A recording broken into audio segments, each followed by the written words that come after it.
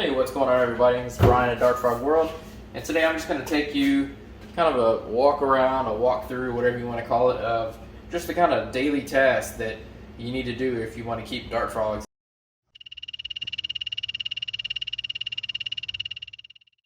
So first off, we're going to need to actually feed the frogs. So, pretty simple here. Up here.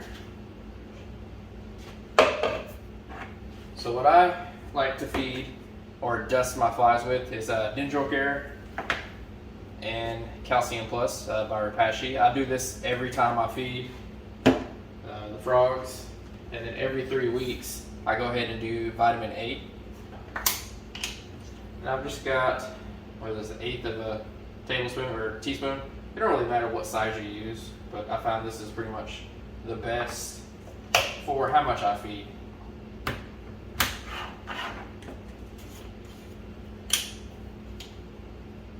Put a generous scoop of each. Try to do it in equal parts. Whoa. Go ahead and wash that. And just mix it up pretty good here. Now I've got these older fruit fly cultures here. I'm gonna try to get the rest of them out as I can. These are my new cultures that are ready to feed from. They're booming. But I want to get kind of every last bit I can. Just, it makes sense, you know, why waste them? I know a lot of people will say throw them out after a certain amount of time because they're going to have mites in them, which that is true. But, I mean, I try to save as much money as I can, and this is one way I do it.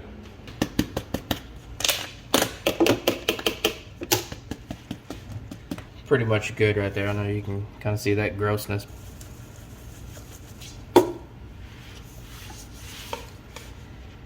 Now, it's time for the fun part. Let's go feed the frogs. Actually, I'm gonna hold off feeding the frogs just for a second because I just remembered I need to clean out the froglets grow out containers. I'm not gonna show you up close because that's pretty gross, but it's about a week overdue. As you can see, some of the mold and poop in there. So I'm gonna get that taken care of, and then we'll go ahead and feed the frogs. All right, so now that nasty chore is done, let's go ahead and feed everybody. And we're gonna start off with the little froglets here.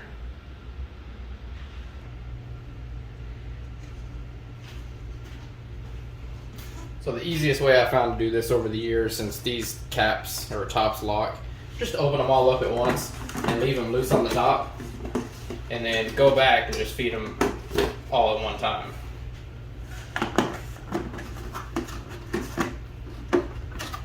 I know it's kind of simple stuff, but stuff you don't really learn until you actually do it several times and you just try different things and figure out what works. So in each container here, I'll typically keep 2 frogs, and I'll monitor them pretty much throughout their entire time in here just to see their weight, make sure they're eating, make sure they're pooping, all that good stuff. Because I do run into the issue sometimes where, whatever reason, you know, the frog mates, they don't get along, and so I have to separate them. So these are just 2 separate containers here. This one down here I've got a single frog in, and then this other one here I've got 2 frogs in.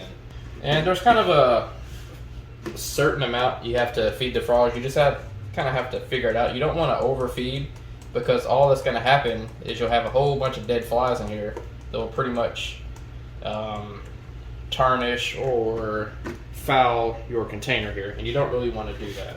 So, and if you feed too little, you know, obviously the little guys, they won't get all their nutrients, and they'll just be pretty skinny and not as healthy as they could be. I've got this little guy in here. I know you're not going to be able to see him, but he just came out of water about 2 or 3 days ago. So I'm not going to feed him the full amount that I normally feed some of the other ones that have been in there about a month or so, because this little guy, he's not going to eat as much. And again, I don't want to leave all the flies in here just to die and kind of foul up the container. So once I feed everybody, I make sure there's no frogs on the top of the lid here, on the inside, because I don't want to crush their face or their arms. And then I go ahead and shut their house up. Alright, these guys are done. Let's go ahead and feed. Oop, there's a dead fly. Nope, he's just plain dead. We'll go ahead and feed the other frogs in the vivariums.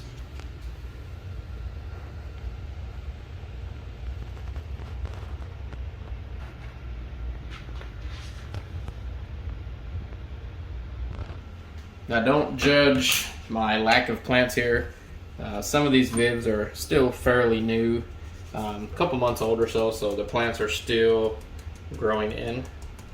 I've got 4 Aratus Costa Rican green and black in here. They're probably 5 or 6 months old.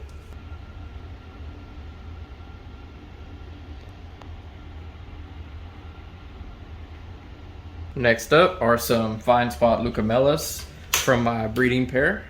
These are just some of the ones that they're kind of hold back, so I want to keep to see what they turn out to be, you know, once they're a little older. And there's 4 of these in here as well, and they're well hidden. They're definitely a little shy still.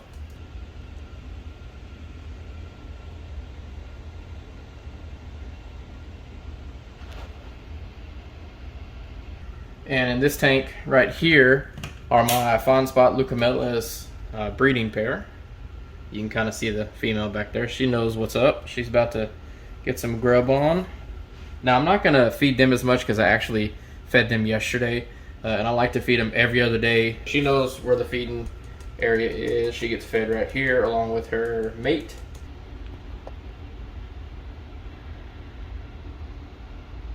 She is one of my least shyest frogs that I have. She'll actually hop on my hand sometimes and just kind of hang out with me, you know, even though I don't recommend that. So I'm not sure why the camera's not focusing right, but you got a good view of her right there.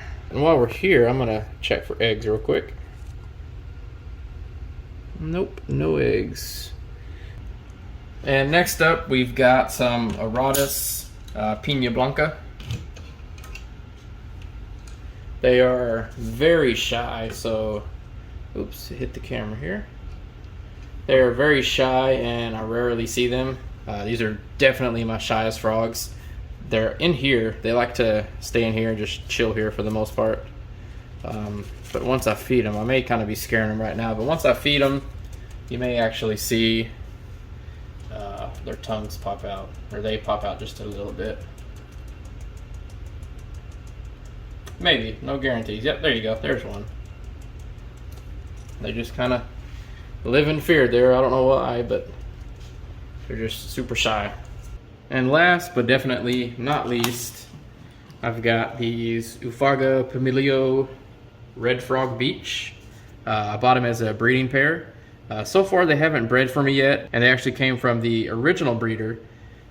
He sold them to someone, and then I bought it from that someone, which was my friend.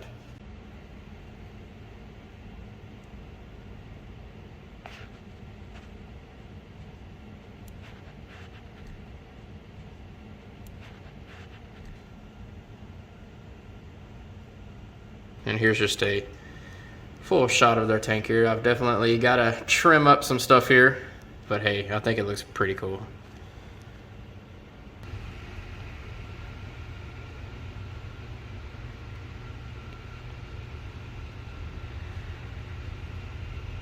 So now that all the froglets and frogs are fed, I need to go ahead and take care of the tadpoles. Alright, so what we're going to do here is we're going to pretty much do a 100% water change on all my tadpoles here.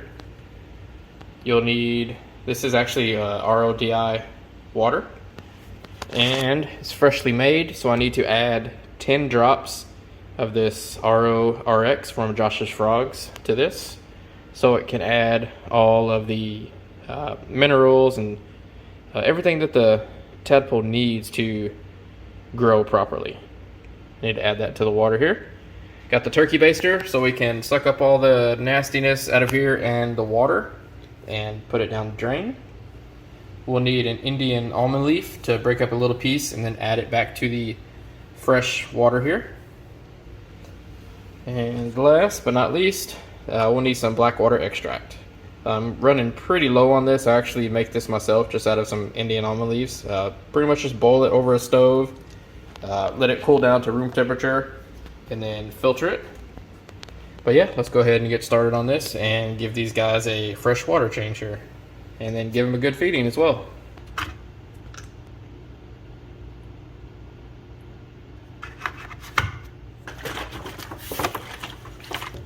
And now we've got some good tadpole water. And one last thing I forgot to mention, definitely put a strainer on your garbage disposal or your drain, because you don't want one of these guys to fall down in there, because you're not going to get them out.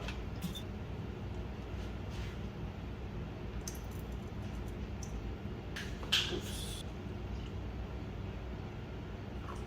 I don't fill it up much because I need to add the tadpole tea.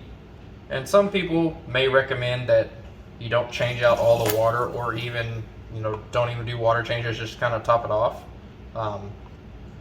Not sure why some people don't recommend changing the water.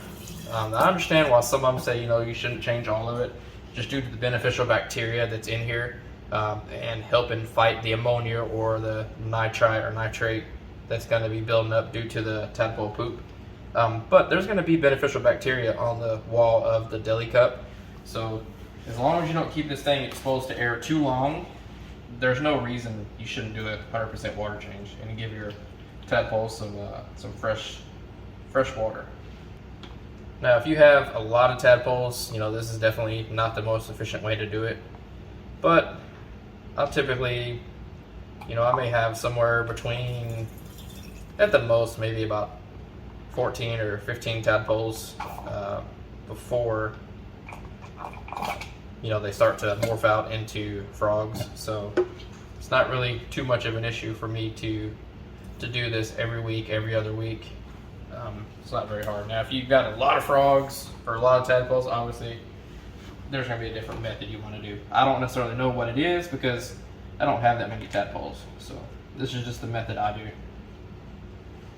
And this guy here, he's just about ready. Let's see if I can get a better angle of it.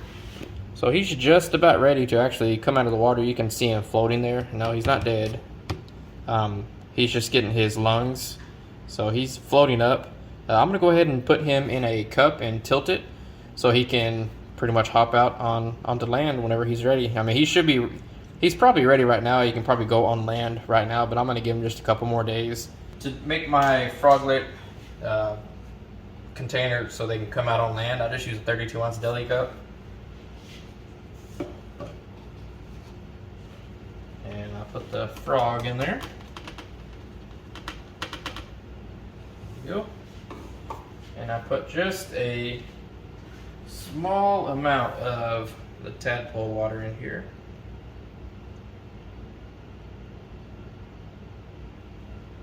Yep, that should be just enough to kind of cover him up. And then I'll get a fruit fly lid here.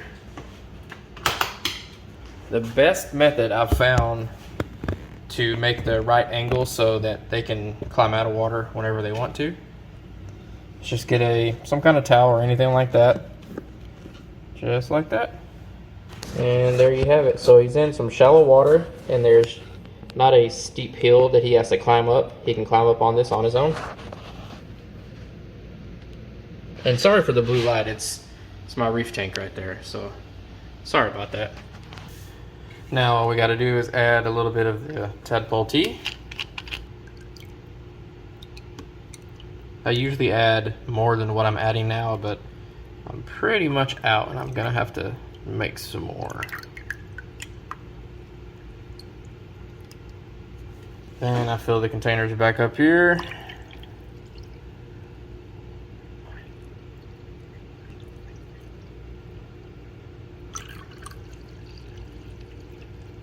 And these are the pellets that I use from Tinkman Herps.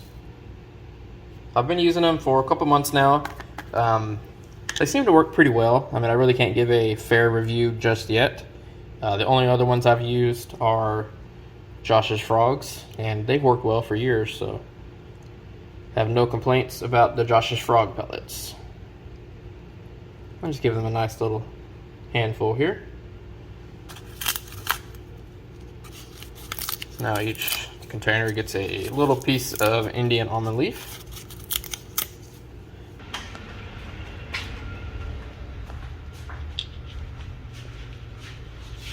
And back to their shelf they go.